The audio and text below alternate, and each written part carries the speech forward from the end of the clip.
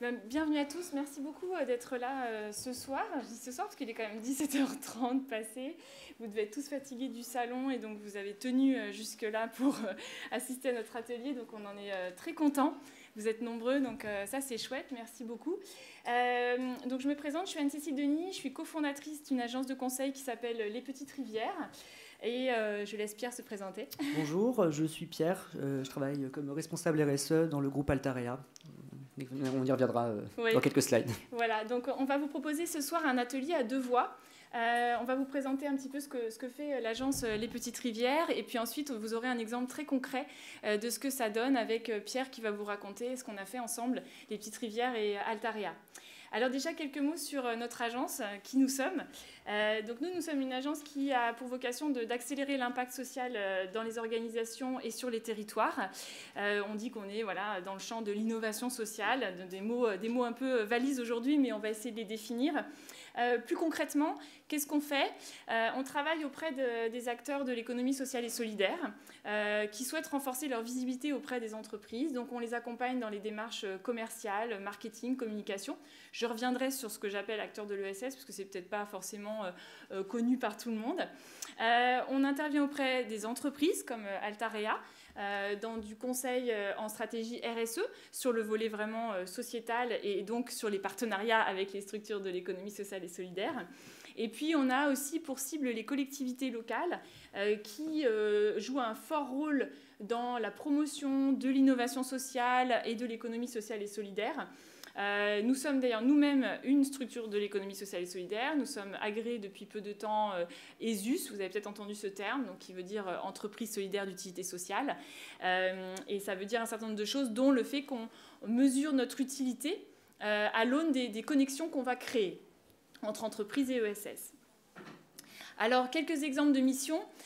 Pour rendre un petit peu plus concret ce que je dis, on anime un club innovation sociale qui réunit des grands comptes, mais aussi des collectivités.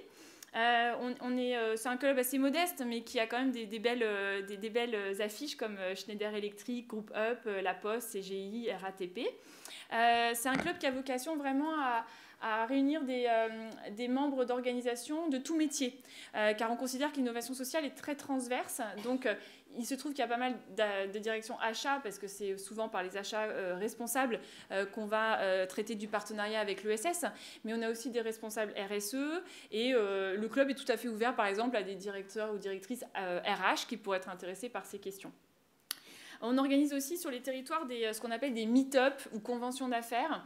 Ça a pas mal le vent en poupe. Vous avez peut-être, pour certains d'entre vous, participé à des événements de ce type qui ont pour vocation de faire se rencontrer des acheteurs ou des responsables RSE avec des fournisseurs dits responsables.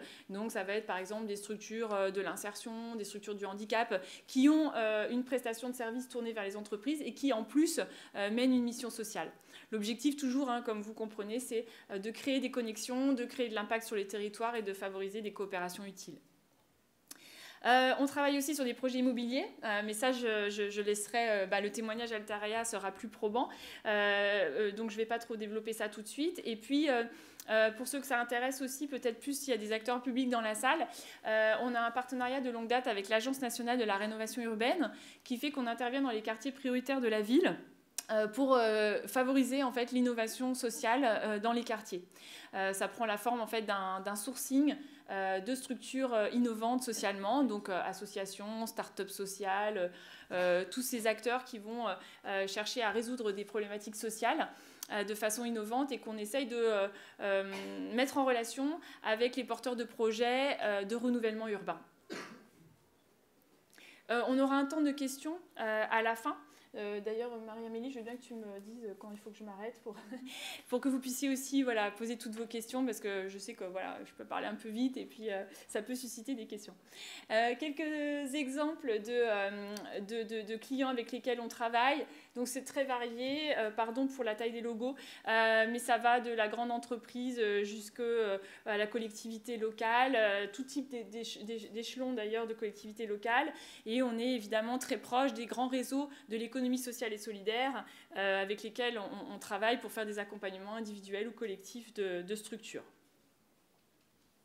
Alors, le thème d'aujourd'hui et le thème un peu de ce salon pour nous, enfin en tout cas de notre présence sur ce salon, c'est un peu de questionner le rôle des entreprises par rapport à leur territoire d'implantation. C'est vraiment là-dessus que nous, on pense avoir un impact. Il nous semble qu'aujourd'hui, plus encore qu'hier, c'est vraiment important que les entreprises se questionnent sur leur impact territorial. Qu'est-ce que ça veut dire agir pour les territoires de demain? Ça veut dire qu'une entreprise a tout intérêt à être positionnée sur un territoire dynamique, économiquement, socialement. C'est aussi une façon, on l'a vu pendant le confinement, et c'est toujours vrai aujourd'hui, de questionner, re-questionner sa résilience.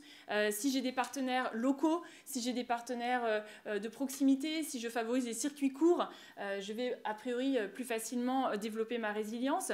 Et puis plus globalement, ça va chercher la responsabilité de tout acteur économique sur l'emploi local. Parfois, une entreprise ne peut pas recruter, surtout en ce moment, hein, on sait que c'est un peu compliqué, on est tous en train de chercher à aussi optimiser les choses, mais avec un partenariat avec des structures locales qui, elles, sont dans le champ de l'insertion ou tout simplement plus globalement de l'inclusion et du social, vont avoir un impact indirect mais réel sur l'emploi local.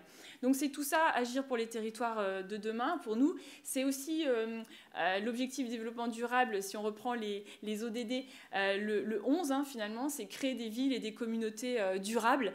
Donc c'est vraiment pour nous un axe fort de la RSE qu'on vient finalement, auquel on vient apporter des réponses avec ce partenariat ESS. Alors, les acteurs de l'ESS, j'en parle beaucoup. Alors, pour nous, qu'est-ce que ça recouvre? Parce que c'est un monde foisonnant et quand on parle de l'ESS, ça peut être aussi bien les ONG que les associations de quartier, qu'un club de foot ou qu'une très grosse fondation, voire des énormes mutuelles. Hein. Donc, c'est très, très varié, l'ESS.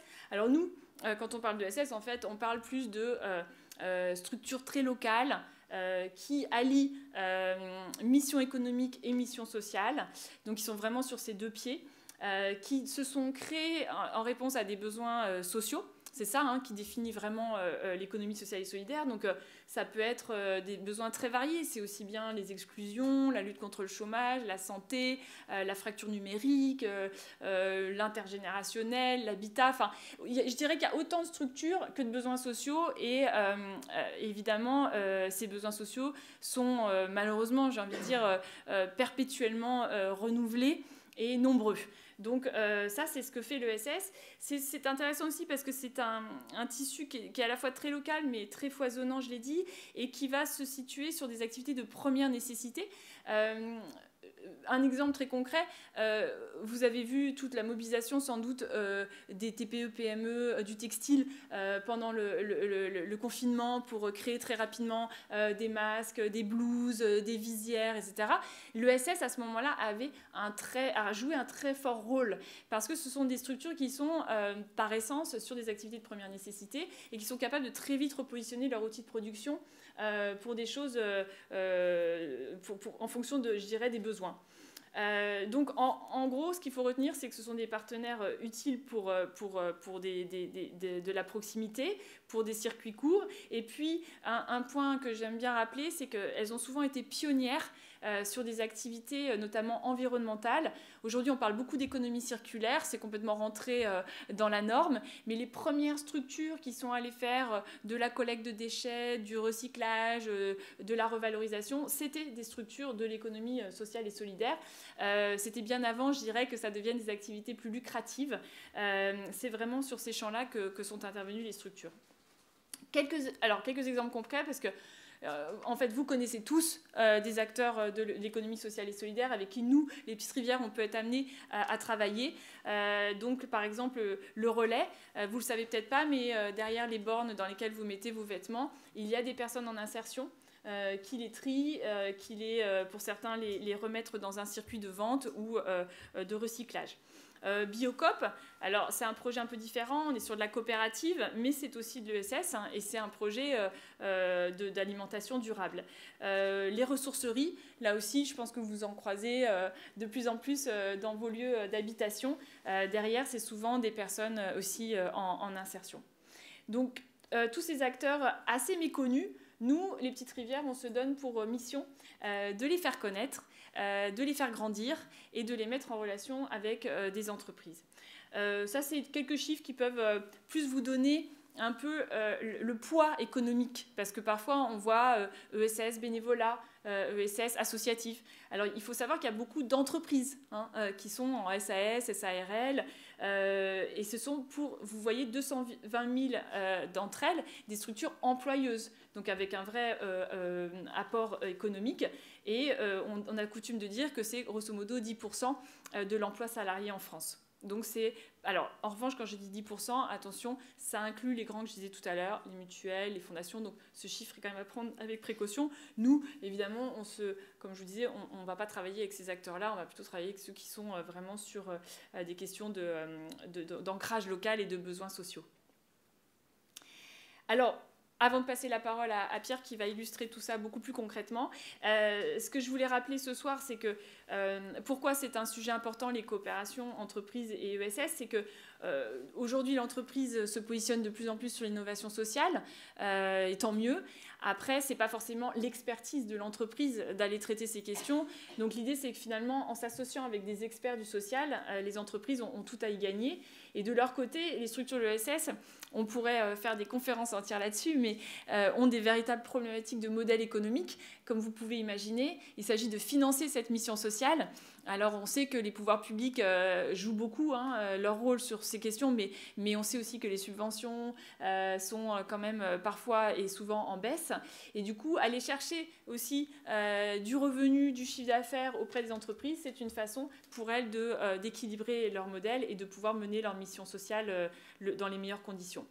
Et on pourrait, pareil, passer plusieurs heures là-dessus, mais pour schématiser, on dit qu'il y a à peu près 4 grands types de coopération. Les achats responsables, qui sont peut-être les plus... avec le mécénat, qui sont peut-être les plus connus. C'est une façon, je dirais, souvent assez simple de commencer un partenariat.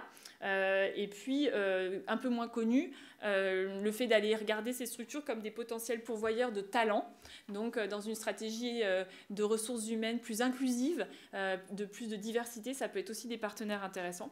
Et pour finir, et c'est pas mal ça qu'on va illustrer tout à l'heure, enfin tout de suite, on peut être aussi dans des projets un peu plus globaux de co-création, où vraiment on pense des projets, je dirais, très en amont, avec l'économie sociale et solidaire pour créer des nouveaux services sur des territoires, créer des nouvelles offres business. Donc ça, c'est un petit peu le mouvement dans lequel on est et sur lequel nous, évidemment, on est très engagés et ce qu'on veut, bien sûr, développer demain, enfin même dès aujourd'hui. Et voilà, donc du coup, je voulais pas être trop longue sur l'introduction. Je vais passer la parole à Pierre qui va vous parler un petit peu d'Altarea et de comment on en est arrivé à travailler ensemble. Merci. Alors pareil, je vais essayer de ne pas être trop long pour laisser du temps pour les questions-réponses à la fin. Simplement, avant de rentrer dans le vif du sujet et de la coopération qu'on a eue avec les petites rivières, je vais rapidement, promis, reparler un peu du groupe pour que vous compreniez bien ce qu'on fait et du coup les enjeux RSE qu'il y a derrière. Alors Altarea, on se présente comme le premier développeur immobilier de France. Concrètement, qu'est-ce que c'est ? C'est qu'on construit des bureaux, on construit des logements, on construit et on garde en gestion des centres commerciaux. On travaille également sur ce qu'on appelle des projets mixtes. Donc on va plutôt être dans des projets de friches industrielles sur lesquels on va venir repenser un quartier complet en faisant de la mixité. On a des résidences-services, des résidences seniors que l'on gère et une petite activité de logistique. Donc on est un groupe quand même assez important, on est environ 2000, le chiffre d'affaires fait 3 milliards d'euros et on a également beaucoup d'achats. Donc tout ça, ça fait qu'on a une empreinte socio-économique qui est assez importante, qu'on évalue à environ 48 500 emplois soutenus par an en France. Et on est donc présent dans les principales métropoles de France. Alors la démarche RSE du groupe, elle est structurée sous une appellation qui est tous engagés. Donc il y a 3 grands axes à cette démarche que sont les villes, les clients et les talents. Et donc ces 3 axes de démarche RSE, on a pris des engagements pour chacun d'entre eux. Et donc il se trouve que pour ce qui nous intéresse aujourd'hui, travailler avec des acteurs de l'ESS, ça nous aide à répondre à certains d'entre eux. Donc on a mis des exemples, on peut tout à fait détricoter et trouver des passerelles un peu partout, mais notamment, voilà, c'est ce que disait Adsil tout à l'heure, Ça nous permet de contribuer au développement des territoires, vraiment avec cette idée d'ancrage local. Ça développe une ville bas carbone et résiliente, toujours dans cette idée de local, on limite les déplacements, du coup on a moins d'émissions de carbone. Ça répond également à des nouvelles attentes des clients parce que les H&M, Zara, c'est très bien, mais il y a de plus en plus de demandes de produits qui sont plus durables. Enfin voilà, l'idée c'était de montrer que l'ESS c'est pas un pilier, enfin quelque chose qu'on va venir mettre en plus, c'est plutôt quelque chose qu'il faut envisager de façon transverse et qui va venir permettre de répondre à différents enjeux de l'entreprise. Alors, nous, la RSE chez Altarea, comment est-ce qu'on envisage les choses? C'est pas qu'on puisse aller s'immiscer dans tous les projets qui sont portés par le groupe. Il y a beaucoup trop de projets de logements, de quartiers, de centres commerciaux, en fait, pour qu'on puisse réussir à venir faire une analyse poussée de chacun d'entre eux. Donc la technique qu'on a adoptée, en fait, c'est plutôt d'essayer d'essaimer, de diffuser la bonne parole. Donc voilà, on va pouvoir y revenir après, mais on va venir faire des événements, de la sensibilisation. Et puis petit à petit, les choses vont prendre. Et là où ça marche le mieux, en fait, c'est quand c'est les personnes qui sont vraiment dans le cœur du business, les opérationnels, qui d'eux-mêmes en ont entendu parler, se disent « Ah bah tiens, je vais faire appel à tel et tel acteur pour venir rendre mon projet plus vertueux. » Donc voilà comment on envisage les choses. Il y a un gros travail qu'on a écrit là de faire tomber les préjugés. Par exemple, on avait lancé une idée de travailler avec des ressourceries. Au début, quand on a commencé à parler de ça en interne, il y a eu un peu une levée de bouclier avec l'idée que les ressourceries, c'est sale, c'est pauvre, c'est pas beau, c'est pas... Voilà, ça ne plaira pas, ça ne conviendra pas au milieu très aseptisé des centres commerciaux. On va y revenir après, mais on a fait une learning expédition où on a vu différentes ressourceries, dont une à Montreuil, dans le centre-ville, qui est très jolie et du coup plutôt bien, où le merchandising est très bon. Et là, en fait, ça a commencé à faire changer le regard et on s'est dit, ah bah oui, en fait, ça pourrait très bien aller dans tel ou tel type de centre commercial. Enfin voilà, le but, ça fait aussi partie du travail de faire tomber les préjugés. Et donc, pour reboucler sur tout ça, comment ça s'est traduit pour la coopération avec les petites rivières? C'est qu'entre les premières missions qu'on a conduites ensemble et là où on en est maintenant, il y a eu une sorte de montée progressive en puissance et aussi en spécificité des demandes. Et c'est ce qu'on va voir avec la slide d'après. Oui, donc c'est que, voilà, initialement, on a commencé plutôt par des conférences de sensibilisation. Une photo. C'est mon associé, Bastien. Voilà, très vaste, un peu comme ce que Edsil vient de faire. Qu'est-ce que c'est que l'ESS?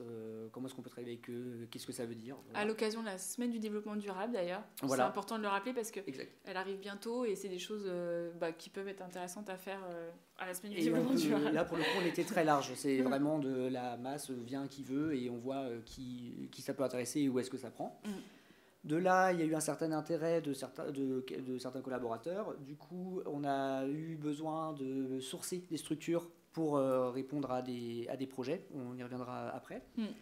Ce besoin de sourcing s'est un peu intensifié. Il y avait besoin de le clarifier. Du coup, on a fait un guide. Qui est ici. Si ça vous intéresse de jeter un œil après. Il y en a également sur le stand, donc si vous voulez aller les voir après.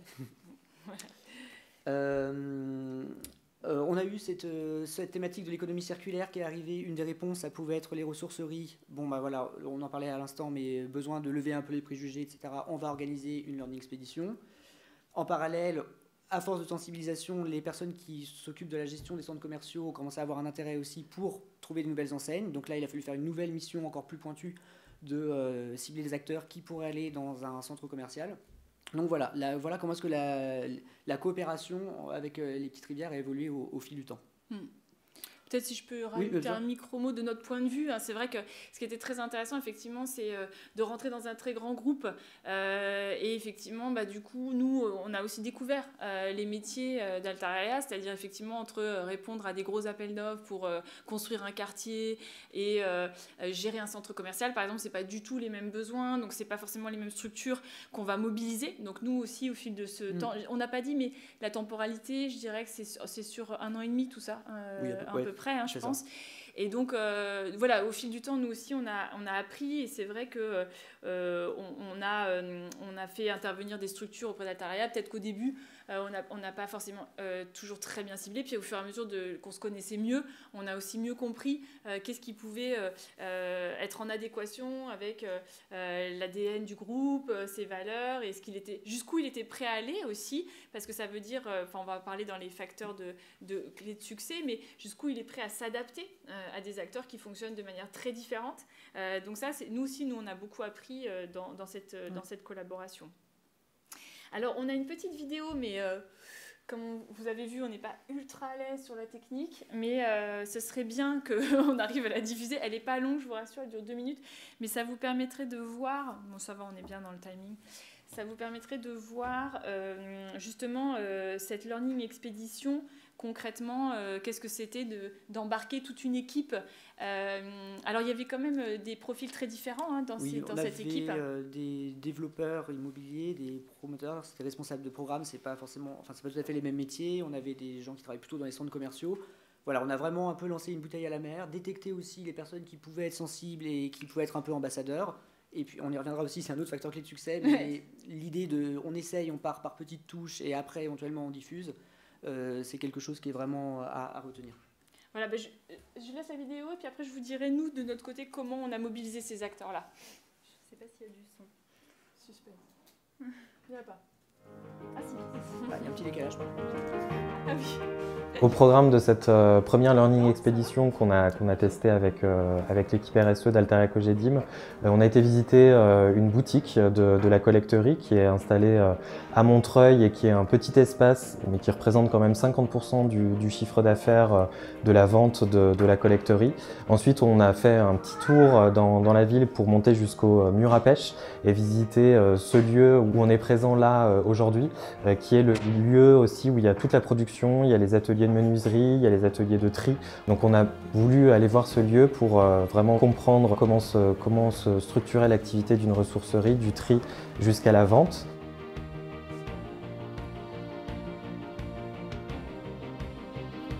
Ce que j'ai pensé de la journée, je trouve que c'était très bien, que c'était très complet, qu'on avait une bonne vue d'ensemble en fait, de tout cet acteur de l'ESS dans les coulisses ou même dans la vente directe de produits soit recyclés, soit revalorisés.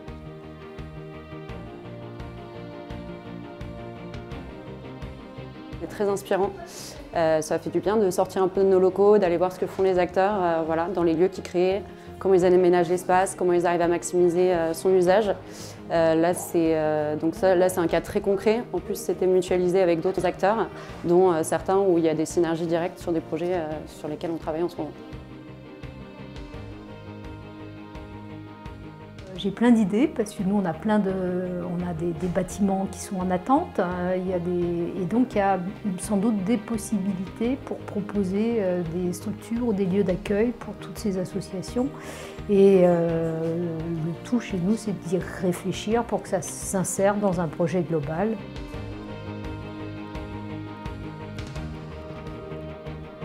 Pouvoir créer des liens entre des structures et des promoteurs immobiliers n'ayant pas l'habitude de travailler avec des acteurs ESS est vraiment un aspect primordial pour nous, dans le sens où le développement futur de ce secteur, les enjeux environnementaux et sociaux qu'il représente sont en grande perspective d'avenir, et il est vraiment essentiel pour nous de développer ce nouveau partenariat et de trouver des passerelles pour travailler ensemble. Voilà, ça s'arrête un peu brutalement parce qu'on l'a coupé pour que ce soit pas trop long. Mais voilà, du coup, voilà, vous voyez un petit peu le type d'action qu'on a pu mener. Nous, notre rôle par rapport à ça, c'est de conseiller Altaria sur quelle ressourcerie aller visiter, s'assurer que la structure, elle est pas seulement prête à recevoir, mais aussi dans une ouverture d'esprit de partenariat aussi avec des acteurs comme les promoteurs immobiliers, parce que toutes les structures de CES n'ont pas envie de faire ça.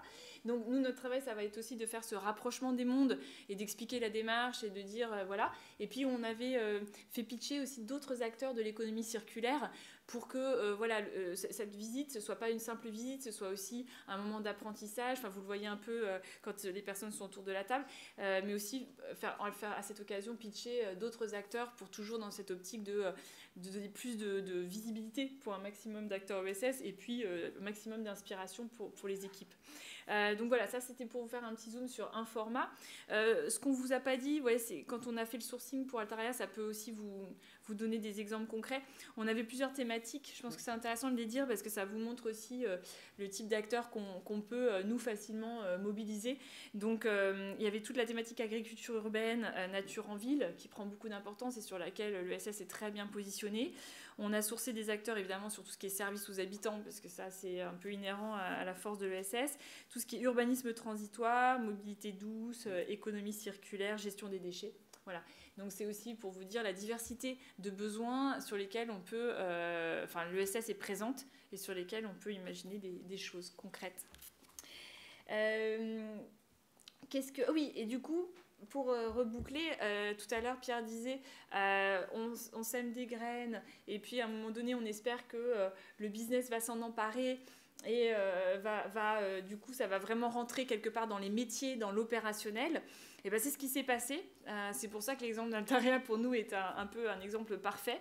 C'est qu'ensuite on a été contacté par des responsables projets, c'est comme ça que vous les appelez, je crois, responsables programmes, qui vont donc être en charge de gérer des réponses à des très gros marchés sur de la rénovation de quartiers entiers en fait, et qui ont dans leurs objectifs le fait de travailler avec l'écosystème ESS local. Évidemment, le donneur d'ordre attend que le projet proposé par le promoteur génère de l'emploi local, soit vertueux d'un point de vue social et environnemental. Donc on a travaillé à 2 reprises sur des candidatures avec des équipes d'Altaria. Et notre rôle à ce moment-là était de travailler un peu plus au long cours sur un quartier en particulier. Donc analyser les enjeux sociaux et environnementaux du quartier, cartographier les acteurs déjà en place et proposer en fait des services innovants qui vont permettre à ces acteurs d'être impliqués. Donc là aussi c'est un travail un peu de longue haleine, d'aller chercher les différents acteurs et puis derrière il y a une réflexion de modèle économique à imaginer. Si on imagine à un moment donné de mettre, je sais pas, un atelier de réemploi de vélo en pied d'immeuble, il faut savoir, ça peut paraître une évidence, mais d'un point de vue business, c'est pas si simple, que cet acteur va pas payer un loyer direct au tarif classique. Voilà, donc ça veut dire qu'il faut discuter des deux côtés. Qu'est-ce que le promoteur et le donneur d'ordre derrière, bien sûr, celui qui va derrière gérer, mais va être en capacité de faire comme arrangement. Qu'est-ce que la structure est en capacité de payer, etc. Donc nous, on va intervenir aussi sur des réflexions un peu plus globales de modèle économique. C'est ça, hein. C'est fait ça. Je pourrais aussi parler des clauses sociales, mais là, j'ai pas envie de vous noyer avec ça à 18h. Du coup, les plus et les moins. Il va nous rester quelques minutes, après on pourra échanger. Très succinctement, nous, de notre ressenti, qu'est-ce qu'on a gardé comme aspect positif, source de difficulté de nos différents échanges ? C'est que, alors on va commencer par les aspects positifs, c'est que discuter, et notamment avec les nouveaux acteurs, et notamment des acteurs de l'ESS, c'est aussi l'occasion de venir re-questionner un peu, redécouvrir un peu son entreprise. Typiquement, quand on parlait tout à l'heure d'intégrer des nouveaux acteurs dans les centres commerciaux, voilà, on est arrivé avec plein d'idées pour essayer de mettre tel et tel acteur dans nos centres. Et en fait, on se heurte aussi un peu après à la réalité des choses qui sont que, par exemple, on a dans les centres commerciaux des horaires d'ouverture qui sont très étendus, notamment par exemple dans les gares. Il y a des amplitudes horaires qui sont énormes à tenir et pour des petites structures qui peuvent être fragiles, c'est très compliqué en fait. Donc ça, on n'en a pas forcément connaissance. Le règlement intérieur, on ne savait pas forcément s'il était malléable ou pas. Et une fois que cette première étape-là, elle est passée, une fois qu'on s'est redécouvert, c'est aussi le moment de faire un peu preuve de créativité et de voir comment est-ce qu'on va pouvoir contourner ce problème-là. Typiquement, sur l'exemple des horaires, est-ce que ces règlements intérieurs, ils sont quand même pas à la marge aménageables de temps en temps ? Est-ce que c'est vraiment primordial qu'un jeudi matin, certaines enseignes soient ouvertes entre 9 et 10 ? Peut-être pas forcément. Est-ce qu'on ne pourrait pas envisager d'autres formes de bail? Est-ce que le bail devrait être forcément porté par une seule enseigne de l'ESS? Est-ce qu'elles ne peuvent pas se regrouper et pouvoir assumer cette amplitude horaire à plusieurs? Mais du coup, est-ce qu'elles sont capables de travailler entre elles et peut-être de vendre des produits d'autres structures? Enfin voilà, ça interroge beaucoup, c'est bien parce que c'est source de créativité.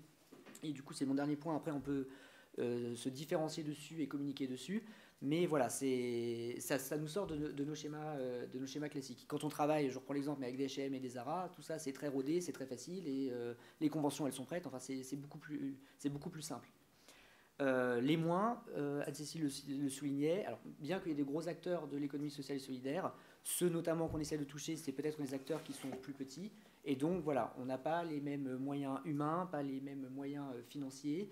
On n'a pas les mêmes manières de fonctionner, pas forcément la même souplesse. Donc voilà, c'est quelque chose qu'il faut réussir à appréhender, il faut savoir se parler. Il faut que nous, on arrive à leur montrer qu'on veut leur parler et que voilà, il y a un pas dans les deux sens. Enfin, c'est pas toujours facile. Voilà, on apprend en faisant. Ça prend du temps. Ça prend du temps, exactement. Voilà, donc, oui, en transverse, voilà. On se questionne, mais en même temps on innove. C'est à la fois un moins parce que c'est pas facile, mais bon, on se réinvente aussi, donc c'est pas mal. Et pour terminer, si on devait faire quelques petites recommandations, tester les concepts. Typiquement, toujours sur cet exemple d'implanter des enseignes un peu différenciantes dans les stands commerciaux. Chez Altarea, il y a un moment, on était très motivés pour le faire. Donc on a répertorié tous nos centres commerciaux, on avait une quinzaine ou une vingtaine, où il y avait des cellules vacantes. Et on s'est dit, bon, on va lancer des analyses, enfin des recherches d'acteurs sur tous ces centres qui couvrent donc toute la France. Donc un gros chantier qui commence à se lancer. Il y a un endroit où ça commence à avancer et finalement, en fait, on s'est rendu compte qu'on était en conflit avec la commercialisation, on va dire, classique, parce que le message n'était pas bien passé à un endroit, on n'était pas encore bien organisé, et du coup, en fait, ça a tout stoppé partout et ça a beaucoup ralenti la démarche. Donc, avec le recul, maintenant on sait, on aurait mieux fait de commencer par un, essuyer un peu les plâtres dessus, voir comment ça se passe, et après, on étend. Pareil pour quand on veut intégrer des acteurs de l'ESS dans des programmations immobilières pour des projets mixtes, etc. Commençons par des petites tentatives, on voit que ça marche, on arrive à communiquer dessus, ça se fait savoir et après on étend. Il ne faut vraiment pas avoir peur de la logique des petits pas et en fait c'est mieux que de vouloir viser trop grand dès le début et finalement ne rien faire parce qu'il y a trop de lourdeur et trop de freins. Voilà, donc le deuxième point, ne pas baisser les bras parce que les obstacles sont quand même assez importants, mais voilà. Et le dernier, alors c'est l'instant pub, mais non, vraiment. J'ai demandé spécifiquement à Pierre d'écrire cette phrase. non, vraiment, se faire accompagner par des structures qui connaissent les acteurs de l'ESS, qui connaissent leurs problématiques, qui ont les bons contacts, qui savent que oui, un tel travailler avec un promoteur immobilier, ça ne va pas le gêner parce qu'on n'a pas forcément une presse qui est exceptionnelle partout. Enfin voilà, qui va comprendre les problématiques des uns des autres, qui va réussir à nous faire parler, c'est vraiment très important et ça nous fait vraiment gagner beaucoup de temps. Et on bénéficie aussi du carnet d'adresses, parce qu'en fait quand on tape ESS et qu'on cherche au début, franchement on a tout et on ne sait pas par quel bout s'y prendre. Donc voilà, nous c'est pas notre expertise, c'est pas nos métiers et en fait il ne faut pas avoir peur de se faire accompagner, au final on gagne beaucoup de temps. Donc voilà, ce seraient les principales recommandations et je crois qu'on arrive au bout. Ouais. Donc merci pour votre attention. Oui, voilà. Et si, voilà, comme c'est un atelier, c'est assez flash, hein, mais si vous voulez en savoir plus, on est sur le salon ces 2 jours, donc au stand 29, côté Purpose, bleu. Et voilà, si vous voulez venir nous voir demain, avec grand plaisir. Et en attendant, on a quand même 10 petites minutes de questions, donc sentez-vous libre de les poser. On sera ravis d'y répondre avec Pierre.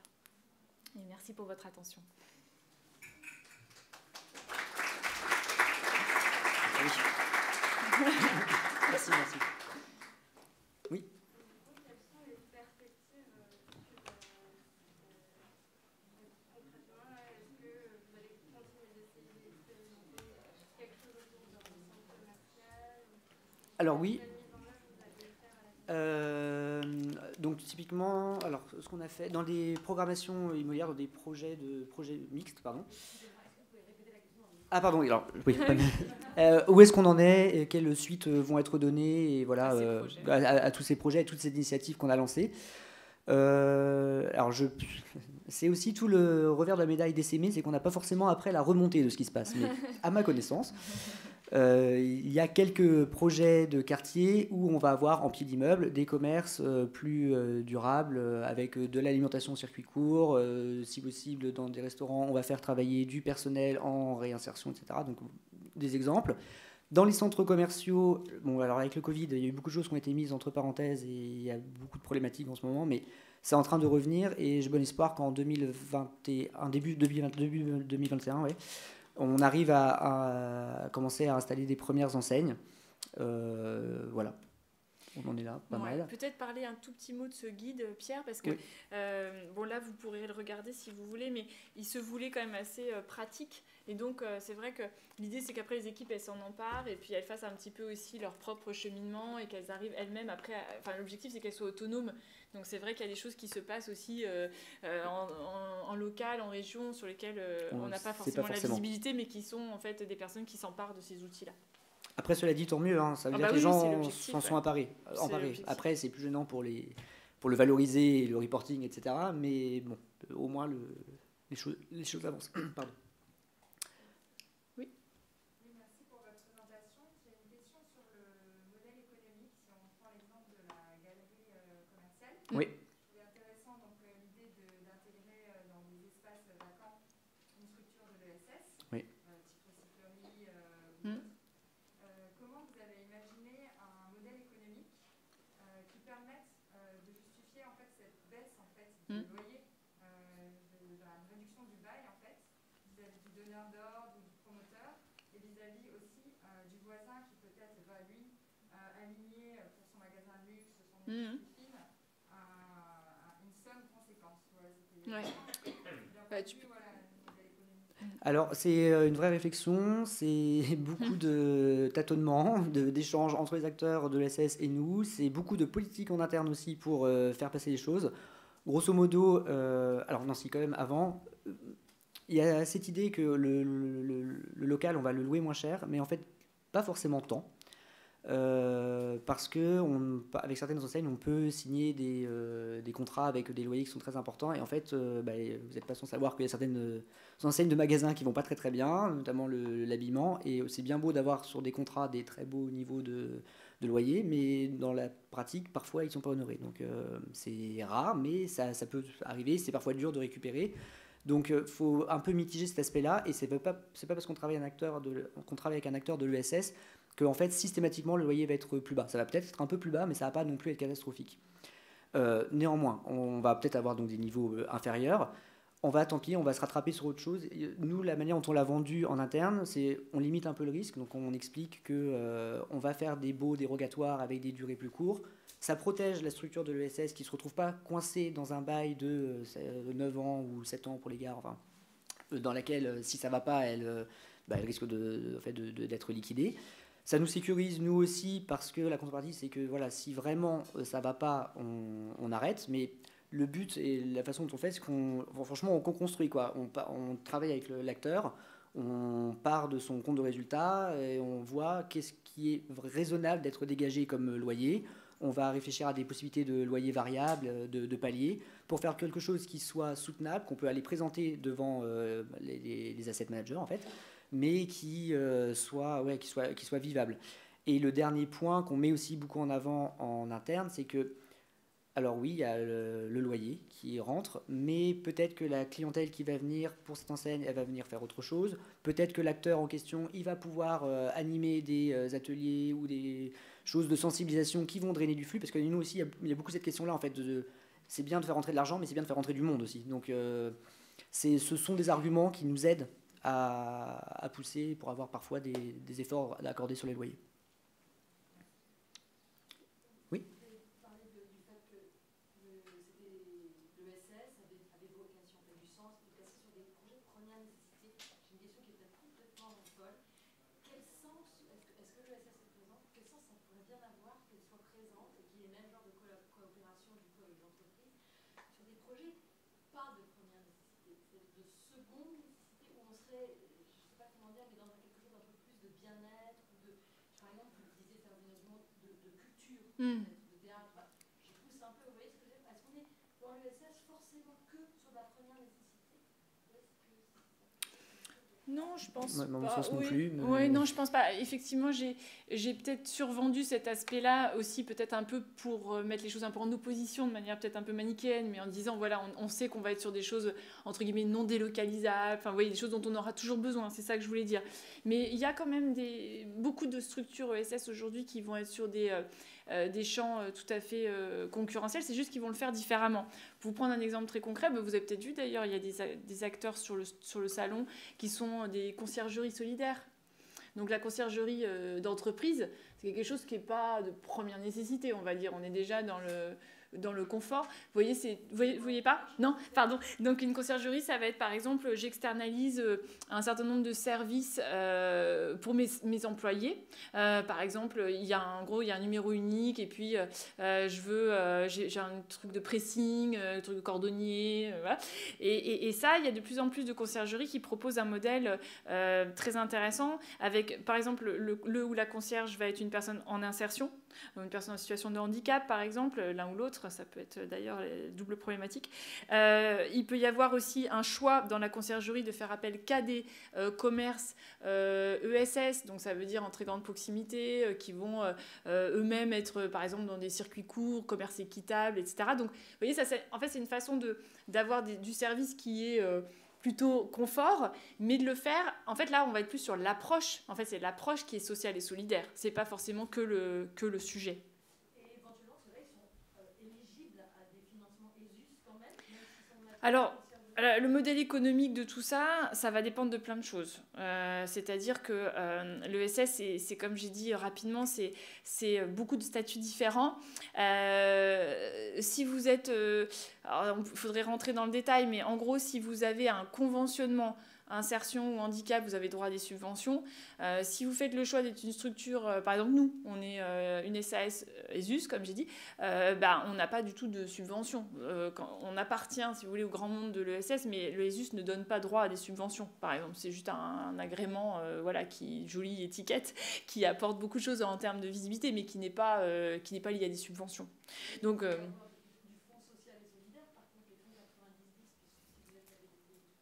Oui, alors après, il faut aller chercher des fonds, faire des demandes, etc. On est éligible à certains financements, mais ce n'est pas des subventions. Mais après, ça dépend vraiment des modèles économiques, effectivement, et comment la structure a construit son modèle économique. Alors, il est vrai, vous avez raison, hein, la plupart des structures bénéficient de subventions, que ce soit des collectivités, etc. Et heureusement, parce qu'on ne peut pas, en fonction d'un petit peu de sa mission sociale, on va avoir besoin d'aide, ça c'est sûr. Si dans mon staff, j'ai 80% de personnes en insertion, je ne peux pas faire autrement qu'avec des subventions. Mais je peux être dans l'ESS et puis faire, je ne sais pas... qu'est-ce que je peux prendre comme exemple, faire une ressourcerie qui n'est pas avec des personnes en insertion, je serai quand même dans le champ de l'ESS et je peux avoir un modèle économique qui s'équilibre à peu près. Donc ça dépend vraiment de ce que je recherche comme utilité sociale, ça va effectivement avoir un impact sur le modèle économique et derrière la recherche ou non de subventions. Je ne sais pas si j'ai bien répondu à la question, ça va? Si vous voulez dire quelque chose, ça va, Pierre? Non. Je ne sais plus quelle était la question de base. Oui, parce qu'on a un peu dérivé sur l'IAE. Oui. Ah oui. Ouais. Oui, non. Je crois que tu avais... Oui, non, je pense qu'effectivement, ça dépend ce qu'on qualifie de première nécessité, mais c'est très dur, en fait, c'est très subjectif finalement. Même quand on parle d'urbanisme transitoire, par exemple, c'est hyper intéressant. C'est-à-dire qu'on est sur des structures aujourd'hui qui offrent des services très intéressants, vous voyez, sur des friches ou des choses comme ça. Globalement, on pourrait faire 100 finalement, mais ça va revitaliser un quartier, ça va apporter une autre image. Ça va faire vivre le temps qui se transforme. Donc là-dessus, il y a... Voilà. Non, je suis d'accord. Absolument. Ouais. Non, tout à fait. Merci pour cette clarification. Il nous reste peut-être 2 minutes, donc une question. S'il y en a une, c'est le moment. Sinon, on peut... Ah oui, allez-y. Justement, pour faire la transition avec les friches, je suis dans un collectif pour monter un tiers-lieu aussi en Bretagne. Et donc, je me posais la question justement de comment allier ces projets. Quel est l'intérêt pour le promoteur? Est-ce que vous avez déjà travaillé sur des projets de tiers-lieux éphémères qui sont des friches qui vont être transformées en des hôtels qui vont être détruits Alors sur des friches, je pense qu'on a fait, mais je n'ai pas fait moi, mais on pourra s'en reparler si vous voulez. Je pense qu'il y a eu, c'est certain même, notamment à Toulouse, mais je maîtrise pas bien, donc je ne veux pas dire de bêtises. Sinon, en tiers-lieu, mais qui sont plutôt amenés à vivre dans le temps, on a actuellement un projet de quartier ici, Les Moulineaux, ici cœur de ville, et dedans, justement, il y a tout un espace pour lequel, alors c'est une autre équipe encore chez nous, mais qui, voilà, ils veulent en faire un tiers-lieu, et ils sont justement en train de chercher tout ce qu'on vient de se dire là, ces histoires de modèle économique, qui est-ce qu'on met dedans, pour combien de temps, comment est-ce que ça vivra, parce que c'est bien beau de faire quelque chose qui fait très bien pour le maire, de le livrer, on coupe le ruban, c'est super, et après, en fait, ça vit pas. Donc, il y a vraiment des grosses questions à se poser là-dessus. Mais ce qui est sûr, c'est que oui, on est en train de le faire là. Donc il y a des choses des modèles qui sont en train de s'inventer. Mais on pourra en rediscuter si vous voulez. Non. Alors celui-ci, non. Non, ça pourrait. Mais ça, c'est vrai, je pense que ça peut être la conclusion, c'est qu'on invente en fait. On ne sait pas, à chaque fois un projet, on ne sait pas exactement comment ça va tourner, avec qui, comment, quel modèle économique. Enfin, c'est vrai qu'aujourd'hui, l'avantage de toutes ces coopérations, et nous, c'est ça qu'on aime, c'est avoir des acteurs très très différents autour de la table qui vont ensemble faire émerger des super beaux projets. Ouais. À Montreuil, il y a des beaux projets là, qui sont de cet cool. ordre-là. Mais voilà, c'est ça qui est intéressant, c'est qu'effectivement, on invente. Eh ben, merci à tous. Merci beaucoup. Voilà, la salle à l'heure. Et bon salon.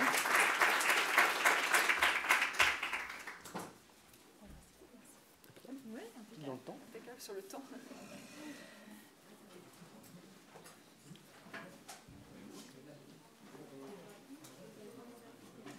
Attendez, je remets mon masque.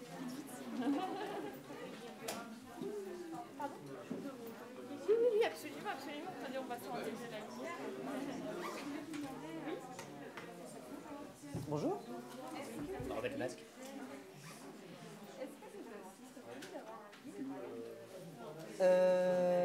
Est-ce que je peux vous laisser un guide ? Oui, tout à fait. C'est vrai que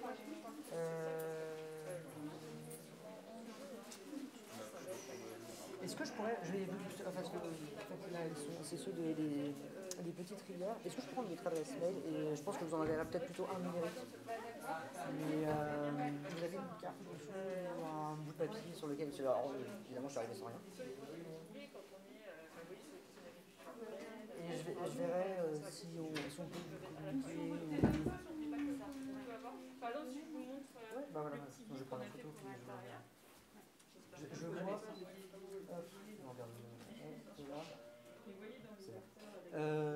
Je vois avec la directrice si c'est bon, normalement il n'y a pas de problème. Pour vous l'envoyer, et sinon si jamais c'était pas bon je vous le dirai. Voilà. Je veux juste savoir si elle veut tronquer une partie qui est introductive, parce que c'était plutôt un virage interne à la base. Du coup voilà, je sais pas si elle veut enlever un bout qui est plus à l'usage interne, c'est pas grave. C'est vrai que moi je pense que c'est pas très grave, mais voilà. C'est juste pour être certain. Si vous voulez, je vous en prie. Merci. Je vous en prie. Bonsoir. Oui. Alors oui, il faut que je vois si c'est possible ou pas. Mais sinon, oui, je peux vous l'envoyer par mail. Enfin, quand j'aurai la confirmation, je le ferai s'il y a besoin. Et si vous l'avez sur un bout de papier ou je sais pas quoi, sinon. Et puis... moi non plus. C'est bien, hein. Attendez, ici, j'en ai peut-être un, je suis en train de penser.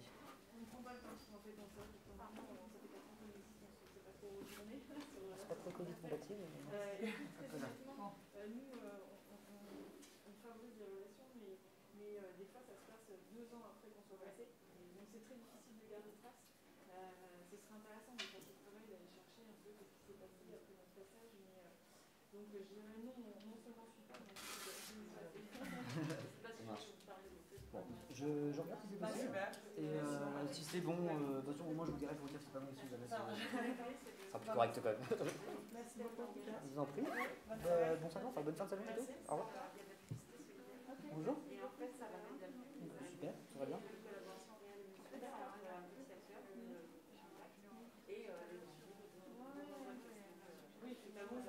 D'accord. D'accord.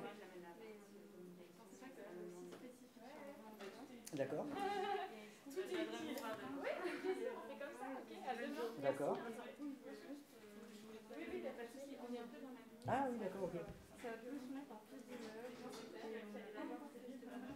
Ok, enfin, c'était par qui et tout, qu'est-ce qu'on va faire? Finalement, n'importe quelle personne permet de loyer. Ok, Et comme c'est éphémère, ok, bien sûr. là c'est en haut d'immeuble à Nanterre. Je vais aller à Nanterre. Ok. Et c'est comment l'association? Ok, bah, et vous pourriez me